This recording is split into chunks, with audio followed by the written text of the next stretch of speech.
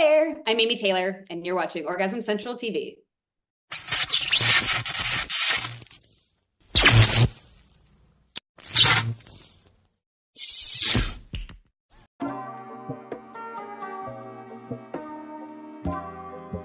So I'll keep it short. I first found out about companionship. A sorority sister of mine at Cal when I was an undergrad at the end of the 90s. She told me about it. It was kind of similar to what I was already doing. I was dating a guy who was finishing med school. He was 10 years older, but wealthier than me, and I liked him. I had some sorority sisters who thought he was creepy and too old. Didn't bother me. He was only 10 years older. He wasn't 90. But yes, frat boys couldn't even pay for my lunch, and he was like, do you want to go to Tahiti for a week? So, who would you choose? And that's a pretty common story when you're a broke college student, you're a little bit good looking. And I liked him, and I did love him, but I did also like that he was successful. Most of human history, women have liked successful men. That's changing now that women have their own money, but the phenomenon of women having their own jobs and money is about 50 or 60 years old. It's very new and still very rare in the world. And I certainly didn't have any money at 1920. So I was kind of a sugar baby, informally. I had met him in the ER, and it wasn't like, but she had told me about that, and I was like, oh, that's the same thing I'm doing. And then I worked for a couple years in biotech, didn't like it, applied to grad school, moved to LA for grad school. I'm doing my MBA, and he and I, this doctor, he's now practicing, we break up. And he yanks the financial rug out from under me, because the plan was that I would do my MBA, he would pay for everything, and then I'd come back up to Northern California and we'd get married and start a family, because he was getting older, right? But when he yanked out the financial rug from under me, I'm living in LA, I'm in grad school, so I have like negative income, massive bills, and he took my car away. You can't live in LA without a car. So I find myself out of my first relationship. He was the first and only, and it was at that point over 7 years. Very heartbroken, very broke. And I thought about what she had told me, and I was like, oh, I'm gonna do that. That seems same thing. I already like older rich men. I'm young and cute and nice. Why not? I look for an agency like she had worked for. Nobody would hire me. They hired like Playboy models and actresses, and I'm just some girl next door grad student. But one told me, oh, you don't need an agency. You can do this yourself. I was like, oh, I don't know how to do that. And she gave me a couple websites, and I did some research for a couple weeks.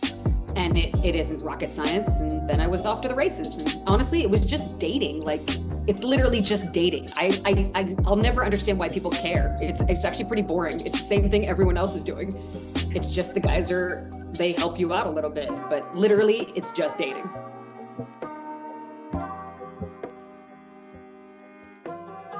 The amazing men I've met titans of industry, billionaires, writers. It turned out it was an excellent way to meet the exact kind of people I would have liked anyway. People doing cool stuff with their one precious lives. So if I hadn't done this, I would have wanted to do it without asking them to help me with grad school, because it was the kind of men I naturally would have liked and dated anyway. And the least is the internet. The psychotic public is my least favorite part. My world used to be unavailable to the general public. There was no social media, and I liked it much better when it was like that.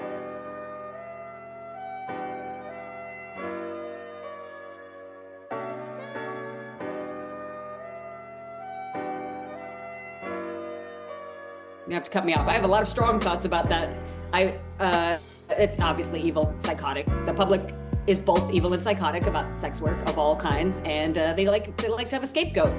The most desirable people are often in sex work because they're the hottest, and people just hate that because they're jealous and it's weird. I have thoughts about the religious zealotry in America. It's poison. Every theocratic society on earth in all of human history has failed. And if we're going to go theocracy in America, we'll fail too, because people migrate to where they have freedom, including sexual freedom. So, the religious zealots I guess they're hell-bent on destroying people over their sex phobia. Psychotic oppression is the road to, the reason America is the way it is because of freedom. And I don't know why people can't let people be free. So I guess if we're going to do that, and we're going to keep oppressing anybody who lives differently, then we'll get exactly the garbage society we deserve. And it will never not amaze me that stupid people are so addicted to the control of others whose choices they abhor that they are willing to take away freedom just to feed their egos and have control. I think being unable to let variety reign and therefore enjoy economic success and progress is being unable to do that is really stupid, and stupid kills off great society. So it might do that to us. We'll see.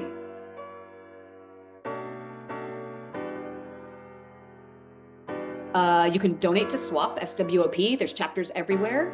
Just do some Googling or get in touch with me on the internet. I'm on all the socials if you want to know a great chapter. And then speak out, refuse to be closeted, make those who traffic in hate and judgment be on their heels instead of us. I think I liken it to the strategies followed by the civil rights movement and the LGBTQ movement for rights. I think, yeah, the closet is where they harm us, and it takes both power and money, and there's lots of people doing great advocacy. I won't elaborate too much, but there's great legislators on our side. There's retired sex workers speaking out. You can find them on YouTube and on the socials. Hashtag sex work is work is often a good place to start finding content and talk and listen to the big players that are doing good work. Other countries are doing better. You can look at what New Zealand is doing, Canada, most of Europe. But rights aren't given, they're often taken. You have to fight for them, and it can always go backwards. There's a lot of people in this country who'd like to go backwards. So if you want to help, we're the diverse, we're the progressive, we have the numbers. So the key is speaking out, is, not being lazy and thinking that it'll always be okay, because the other side is the minority. They don't have the numbers, but they're very active in trying to take things backwards. So you can't really relax, and their fervor and their insanity gives them a lot of energy to try to harm sex workers. You can get involved donating, you can get involved in advocacy, you can talk to your legislators wherever you are.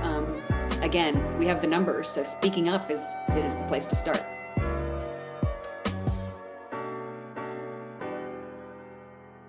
Nothing. I'm not different or better or special. Everybody's unique, everybody's valuable.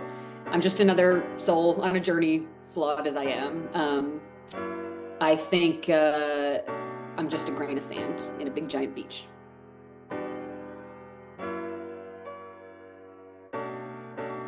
Hopefully happy. I am now. Hopefully still standing up for sex workers' rights. They're not going to shut me up. I cry more, those who it annoys. Hopefully living somewhere wonderful, whether that's still here in New York or somewhere else that's cool. There's lots of places. Hopefully still healthy and fit, and enjoying my family, my friends, my neighbors, my hobbies. Hopefully my dog will still be going strong. If God forbid not, I'll have another one. And just doing what I can for the autonomy and the inherent right for respect and dignity that every human has. I think I'm pro-nature. Mother Nature she loves diversity. She's a degenerate gambler rolling dice at a table. And so I love diversity, and I hope that I'm continuing to stand up for that.